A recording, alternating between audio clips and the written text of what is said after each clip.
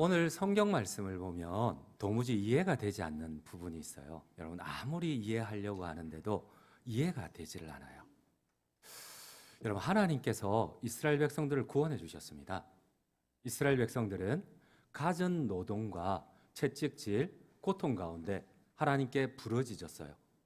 그래서 하나님께서는 친히 모세를 통하여 이스라엘 백성들을 구원해 주셨습니다. 자유를 주셨어요. 근데 이스라엘 백성들은 감사하기는커녕 감격하기는커녕 하나님을 원망합니다. 여러분, 이게 이해가 되세요? 하나님이 채찍질 가운데, 압제 가운데, 고통 가운데 구원해 주셨는데 이스라엘은 감사와 감격은커녕 오히려 하나님을 원망을 하고 있습니다. 왜? 무엇 때문에? 우리 함께 성경을 한번 읽도록 하겠습니다. 출애굽기 2장 23절입니다. 함께 읽겠습니다. 여러 해 후에 애굽 왕은 죽었고 이스라엘 자손은 고된 노동으로 말미암아 탄식하며 부르짖으니 그 고된 노동으로 말미암아 부르짖는 소리가 하나님께 상달된지라. 하나님은 모세를 통하여 이 고된 노동 가운데 비참함 가운데 부르짖는 이스라엘 백성들을 구원해 주셨어요. 그런데 오늘 이스라엘 백성들은 이 구원의 하나님을 향하여 원망을 하고 있습니다. 우리 함께 오늘 본문 1절을 함께 읽도록 하겠습니다. 1절입니다.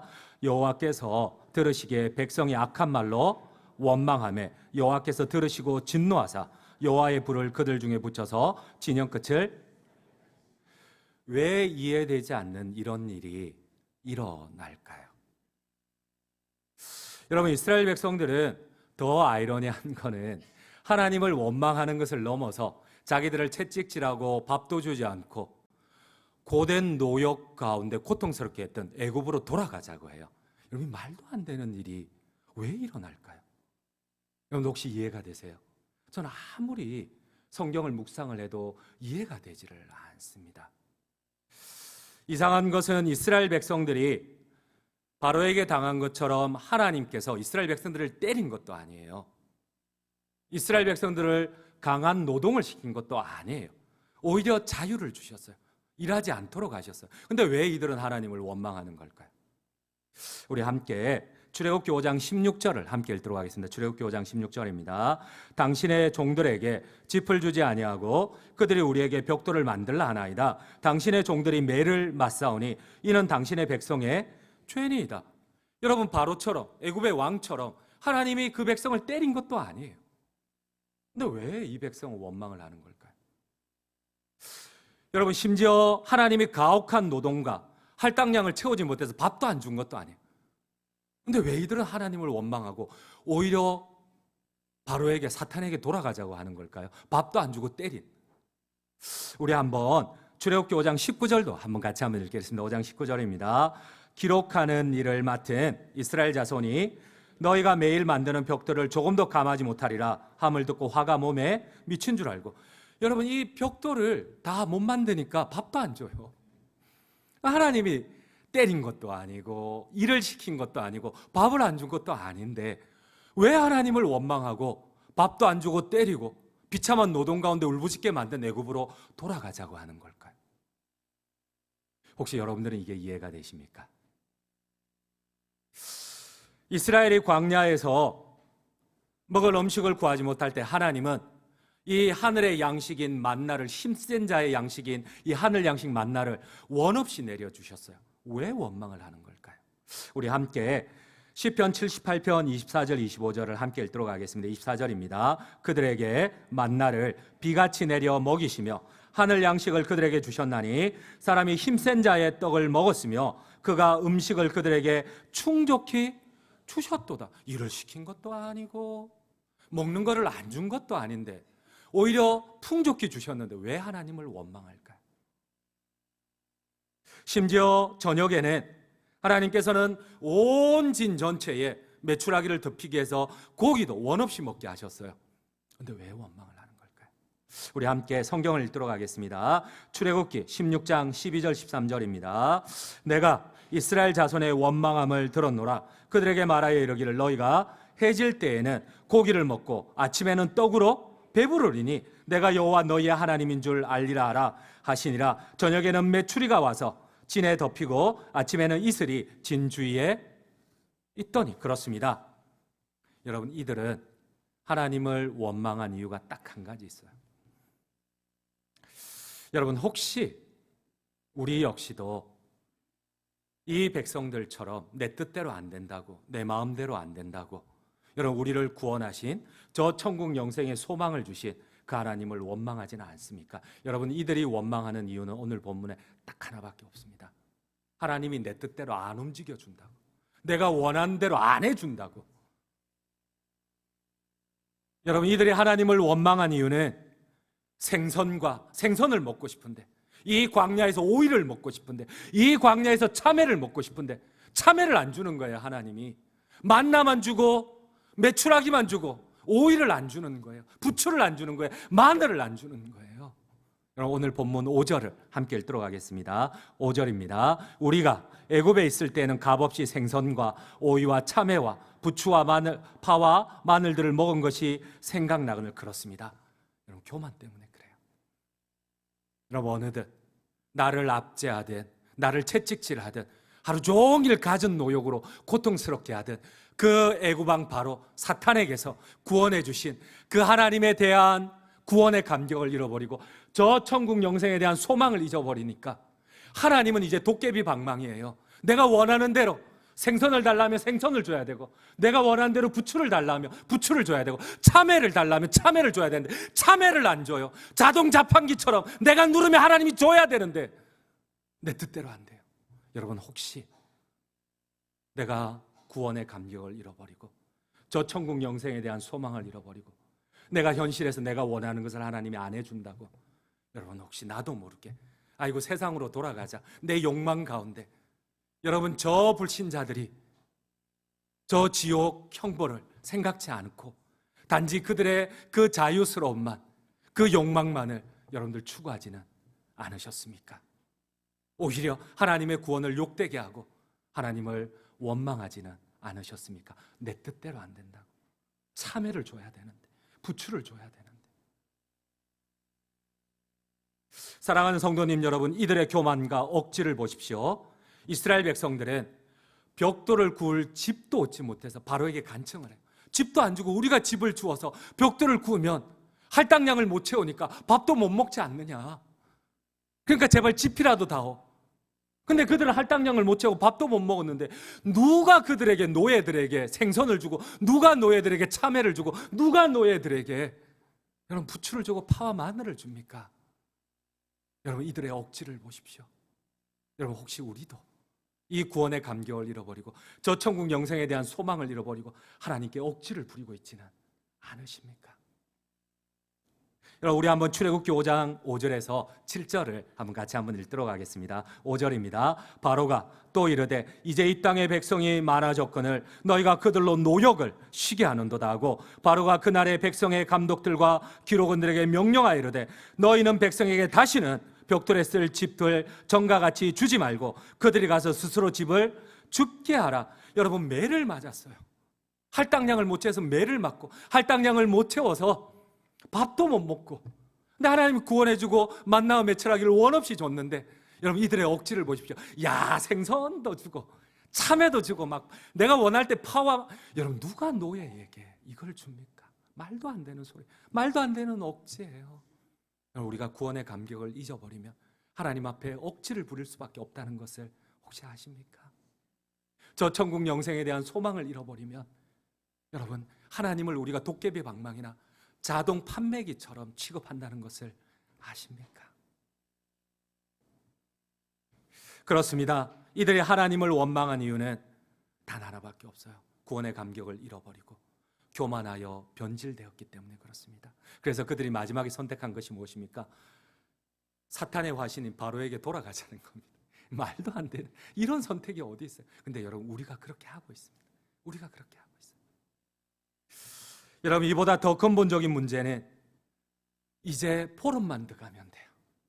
이제 보름만 더 가면 가나안 땅에 들어가요.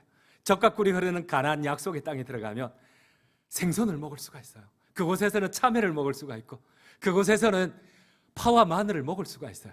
그런데 그 15일을 못 참는 거예요.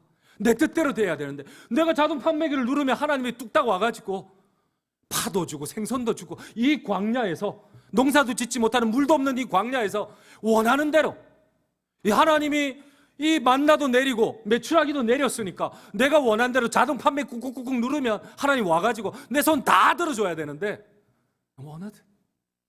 어느덧 우리가 하나님을 향하여 교만하여 구원의 감격을 잃어버리고 저 천국 영생의 소망을 잃어버리면 이제 조금만 참으면 되는데 이제 2주만 참으면 가나안에 들어갈 수가 있는데 우리가 그거를 못 참는다는 거예요.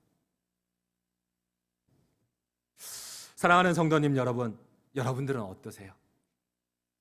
우리 역시도 우리가 도무지 구원받을 수 없던 비참한 죄인임을 잊어버릴 때에 그리고 저 천국 영생에 대한 소망을 잊어버릴 때에 여러분 우리는 하나님의 자리에 서서 하나님을 도깨비 방망이나 자동 판매기처럼 취급할 수가 있다는 겁니다. 내 뜻대로 안 된다고 원망하고 내 뜻대로 안 된다고 불평하고.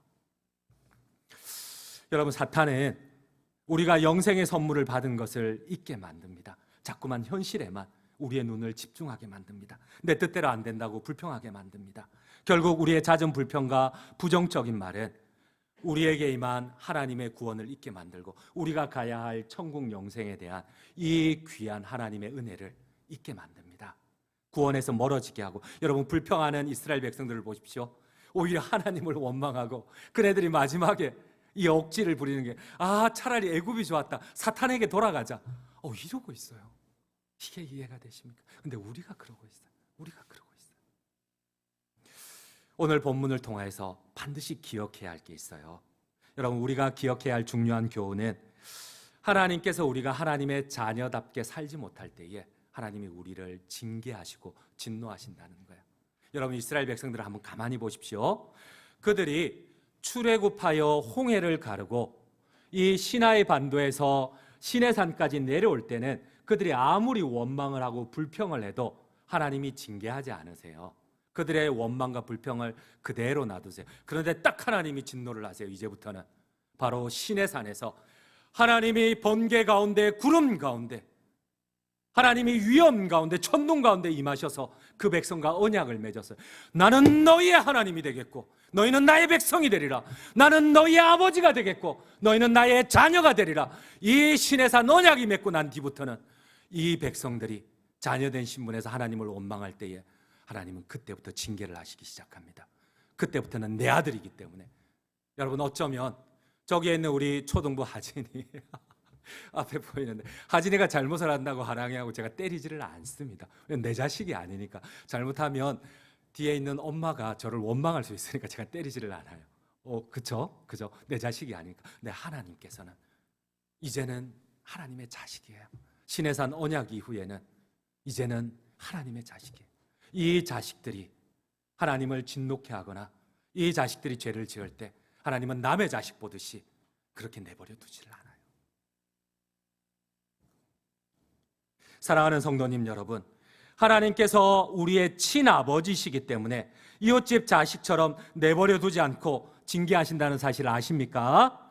그렇다고 하나님께서 처음부터 이스라엘 징계하신 것도 아니에요. 경고만 하셨어요. 오늘 성경에 보니까 이 백성들을 보십시오. 민수기 1장에 원망을 하고 2장에 가면 또 원망을 하고 하나님이 징계하고 교훈하시면 또 마음을 돌이켜요. 근데 또 민수기 2장 하반에 보면 또 원망하고 3장에도 원망하고 4장에도 원망하고 끝이 없어요. 여러분 하나님은 처음에는 진의 바깥자리만 살짝 불을 지펴서 경고를 하세요. 그러나 이들이 계속 원망을 하고 불평을 할 때는 여러분 하나님은 그들의 생명을, 하나님의 자녀의 생명을 하나님이 취하십니다. 우리 함께 오늘 본문 1절과 33절 34절을 함께 읽도록 하겠습니다.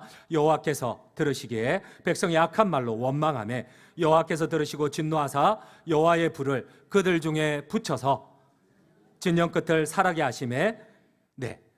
처음에는 진영 끝을 사라게만 하세요. 사람의 인명을 거두어가지 않으세요. 그러나 계속 원망이 끄집었고 불평이 끝이 없을 때에 여러분 불평은 하나님과의 이 언약을 파괴하는 거예요. 여러분 하나님이 진짜 출애굽의 원망을 싫어하셨던 이유가 하나님의 아버지 되심을 부인하는 거예요. 왜 하나님이 우리를 구원했노? 뭐 때문에 구원했노? 여러분, 이 구원은 하나님과의 언약입니다. 하나님이 우리의 아버지가 되시는 언약입니다. 근데 우리는 뭐 틈만 나면 뭐하러 구원했노? 내 소원도 안 들어줄 낀데, 뭐하러 나 왜 세상 가운데 잘 흥청망청 잘 살 낀데 왜 나를 이렇게 하나님께서 때로는 고난 가운데 나를 훈련하시고 예수 그리스도의 성품을 담게 하시고 또 왜 고난 가운데 우리를 이끌어서 세상과 선을 끊게 하시고 나의 자고한 교만을 꺾게 하시고 하나님의 성품으로 인격으로 또 우리를 축복의 통로로 만들어 가시고 왜 뭐 때문에? 여러분, 이런 원망은 하나님과의 이 아버지의 관계를 원망하고 부인하는 거기 때문에 하나님 가장 싫어하시는 거예요. 사랑하는 성도님 여러분, 우리 33절 34절 혹시 읽었나요? 읽도록 하겠습니다. 33절 34절입니다. 33절입니다. 고기가 아직 이 사이에 있어 씹히기 전에 여호와께서 백성에게 대하여 진노하사 심히 큰 재앙으로 치셨으므로 그곳 이름을 기브롯 핫다와라 불렀으니 욕심을 낼 백성을 거기 장사함이었더라. 여러분, 하나님께서 하나님의 백성의 생명을 취하세요. 이전에는 하나님과 아무 상관이 없어요. 그러나 이제는 하나님의 아들입니다. 하나님의 딸이에요. 사랑하는 성도님 여러분, 우리 역시도 지속적으로 하나님을 원망할 때 이 원망이 하나님의 아버지 되심을 전적으로 부정하는 반역이라는 사실을 아십니까? 왜 하나님께서 출애굽을 이거를 그렇게 예민하게 받아들이시는지를 아십니까? 바로 하나님과의 언약 때문에 그렇습니다. 시내산 언약, 이제는 내가 너희 아버지가 되겠고 이제 너희는 나의 자녀가 되리라. 이 언약을 파괴하고 계속 불평하고 불만하는 이 출애굽을 통해서 하나님은 언약을 맺었는데 이제 내가 너희를 나의 백성 삼고 이제 너희를 내 자녀 삼겠는데 이 자꾸만 그걸 원망하고 나 애굽으로 돌아가겠다, 나 사탄에게 돌아가겠다, 나 사탄의 화신인 바로에게 돌아가겠다. 하나님 너무 싫어하시는 거예요. 너무 싫어하세요. 여러분, 우리 작은 불평들을 조심하지 않겠습니까? 여러분, 불평할 일 많죠. 실수도 많고 우리가 또 사회 가운데 부조리 모순도 많지 않습니까? 그러나 그 어떠한 부정과 모순이 우리를 구원하신, 우리를 위하여 생명을 주신 예수 그리스도의 생명과 바꿀 수 있겠습니까? 그 무엇이 영원한 지옥 형벌 대신 천국을 주신, 하나님의 자녀된 권세를 주신 그 하나님의 은혜와 바꿀 수 있겠습니까? 우리가 반드시 기억해야 할 교훈이 있습니다. 여러분, 오늘 성경 말씀을 보면 참 아이러니한 게요, 이게 정말 몇 사람들에게서 시작이 되었어요.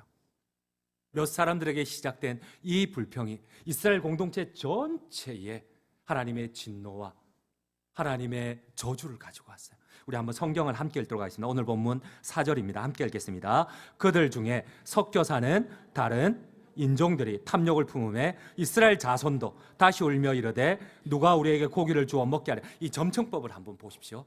여러분, 이스라엘이 출애굽할 때에 섞여 나온 우리도 따라가 보자, 이 다른 인종 소수가 불만으로 선동을 하자 이스라엘 이 점청법을 보십시오. 전체가 하나님을 원망하고 하나님의 진노와 저주를 샀다는 거예요. 여러분, 우리가 소수의 부정적인 말에 쉽게 관염이 됩니다. 이런 불평과 비교는 공동체를 병들고 마비시키는 바이러스와 같습니다. 여러분, 우리 부정적인 말에 귀 기울이지 말고 우리를 구원하신 그 하나님, 그리고 우리에게 천국을 약속하신 그 하나님을 바라보지 않으시겠습니까? 감사합니다. 여러분, 특별히 제가 두 가지 예만 들고 설교를 폐하려고 합니다. 여러분, 혹시 우리가 잃어버린 감사를 한번 생각해 보셨습니까? 우리 PPT 한 번을 보실게요. 첫 번째입니다. 2008년도에 국내에서 출간된 데브라 노빌의 감사의 힘이라는 0.3초라는 책이 있습니다. 이 책은 감사가 우리의 인생의 운명을 어떻게 바꾸는지, 하나님의 은혜를 어떻게 얻을 수가 있는지, 특별히 대표적인 여러 명의 인생 가운데 감사가 그 인생의 운명을 바꾸었던 많은 사람들을 이 책에 기록해 놓았어요. 근데 대표적인 게 저기 잘 알고 있는 오프라 윈프리입니다. 저는 이제 한국어로 번역된 책은 감사의 힘이라고 되어 있는데 저는 이렇게 번역을 하고 싶어요. 감사의 기적. 우리 한번 따라해 볼까요? 감사의 기적. 예, 감사합니다. 이 우리가 알고 있는 오프라 윈프리, 여러분, 사람들을 웃고 울리는 전 세계 토크쇼의 여왕입니다. 근데 여러분, 이 화려한 외모와 다르게 그의 과거의 인생은 정말 우리가 상상할 수 없는 비참함이었어요. 여러분, 이 여인은 가장 존경하는 세계에서 여성이고 유명한 사람이고 가장 많은 자산가이기도 합니다. 그러나 그녀의 과거는 우리가 상상을 초월할 정도의 과거를 가지고 있어요. 여러분, 그녀는 미혼모의 가정에서 태어났는데 이 어머니가 버렸어요. 그러니까 할머니 손에서 컸어요. 근데 제대로 먹지도 못하죠. 배우지도 못하죠. 근데 삼촌이 13살 때에 뭐 중학교 한 1학년, 2학년 때 이 조카를 강간을 해버렸어요. 그래가지고 14살 때 아이를 출산을 했어요. 근데 그 아이가 태어나자마자 2시간 만에 죽어버렸어요. 그때 거의 반 미쳐버렸어요, 저 윈프리가. 그래서 그때부터 가출을 하고 마약 중독에 폐인에 빠지고, 그리고 막 폭행을 당했겠죠. 가는 곳마다 노숙자고 막 이러다 보니까 14살, 15살 나이 때부터 그랬어요. 마약 중독자, 폐인, 소망이 없는. 근데 그녀의 인생을 바꾸게 한 게 하나 있어요. 어느 날 그녀가 길거리에서 준 책을 읽다가 여러분, 감사의 기적의 교훈을 깨달았어요. 그때부터 그녀가 하루에 5가지 감사 조건을 발견하기 시작합니다. 그럼 정말 아무것도 아니에요. 옆에 있는 노숙자는 아침에 눈을 못 뜨고 죽었는데 자기는 눈을 뜬 거예요. 너무 감사한 거예요. 여러분, 옆에 있는 같은 노숙자는 밥을 먹는데 손을 떨어서 밥도 다 흘리고 먹는데 자기는 밥을 먹을 수, 이게 감사하대요. 어제는 한 끼도 못 먹었는데 오늘은 쓰레기통에서 먹다 남은 게 있는 거예요. 이게 감사. 우리 상상도 못하죠. 이런 5가지 감사 제목을 적어가기 시작을 하는 거예요. 근데 어느 날 가만히 보니까 자기의 인생의 세계관이 바뀐 거예요. 그래서 그녀는 이 감사일기 5가지를 찾다가 큰 교훈 2가지를 발견해요. 어느 순간 자기의 인생관이 초점이 바뀌기 시작하는 거예요. 이전에는 불평, 불만, 원망, 계속 비난. 그런데 어느 순간부터 감사를 찾기 시작하니까 인생의 초점이 바뀌고, 그리고 그 뒤부터는 어디에 집중해야 될지를 알았다는 거예요. 그때부터는 불평과 불만이 아니라 내가 긍정적으로 바라볼 수 있는, 좋아할 수 있는, 근데 어느 날 자기의 인생이 지금은 수많은 사람들에게 은혜를 줄 수 있는 이런 인생으로 바뀌었다는 거예요. 여러분, 혹시 나는 어디에 집중을 하고 계십니까? 어디에 시선을 맞추고 계십니까? 여러분, 감사는 기적임을 믿으십니까? 우리 한 사람만 더 소개를 할게요. 스탠리 템입니다. PPT 2번째를 보시겠습니다. 여러분, 그는 1976년, 한 지금부터 근 한 7, 8년 전이죠. 여러분, 척추암 3기였습니다. 50년 전에는 척추암 그 자체도 죽음인데 3기, 아무 소망이 없습니다. 근데 어느 날 그가 깨닫기 시작합니다. 뭐가 염려가 돼? 어차피 죽으면 저 천국 영생의 삶인데 이 땅에서 이거 죽는 거 그게 무슨 나의 죄악이 돼? 그때부터 감사일기를 시작하는, 그의 일기에는, 저 옆에 있는 책에는 이걸 이렇게 시작돼요. 하나님, 병들게 된 것을 감사합니다. 이게 말이 안 되잖아요. 병들게 된 것을 감사합니다. 이게 말이 안 돼. 하나님, 죽게 된 것도 감사합니다. 이게 말이 안 돼. 하나님, 저는 죽음 앞에서 하나님께 감사할 것밖에 없습니다. 살려주시면 막 살고 죽으면 죽겠습니다. 하나님 감사합니다. 그의 매일의 일기가 이거였어요. 근데 어느 순간 암세포가 사멸되고, 물론 그가 기적처럼 살아나서 하나님의 은혜 가운데 US 플라스틱 회사를 세우고 전 세계 300개가 넘는 교회를 세우고 이런 거를 제가 얘기하고 싶어서 하는 게 아니에요. 여러분, 정말 감사는 우리의 인생을 바꾸어 버립니다.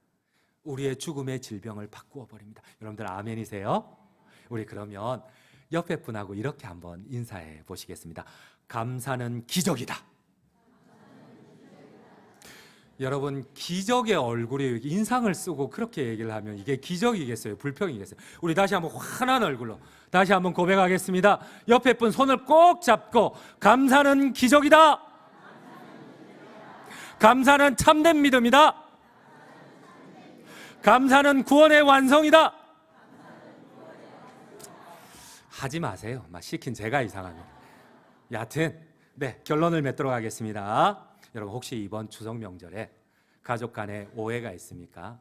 가까운 사람일수록 오해가 원래 많습니다. 가까운 사람일수록 억울함도 많고 불평도 많고 이러니까 지금 옆에 있는 우리 아내들 막 남편을 확 째려보고 이러는데 원래 그래. 원래 가까운 사람들에게 원래 기대도 많고 가까운 사람들에게, 가족들에게 그러다 보니까 불평과 억울함이 많지만 우리 이번 추석 때 하나님 앞에 감사함으로 이렇게 먼저 고백하고 이 관계를 감사함으로 풀어내지 않으시겠습니까? 결론을 맺도록 하겠습니다.